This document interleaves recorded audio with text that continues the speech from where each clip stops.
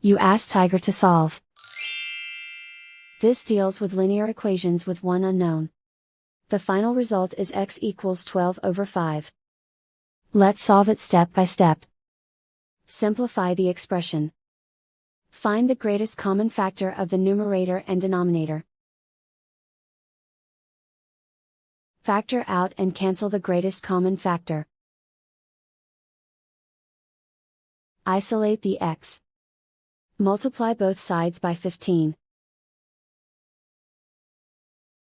Group like terms.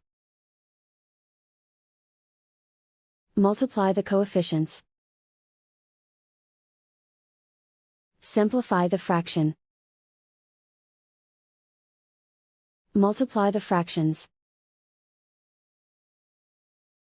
Simplify the arithmetic. And so the final result is x equals 12 over 5.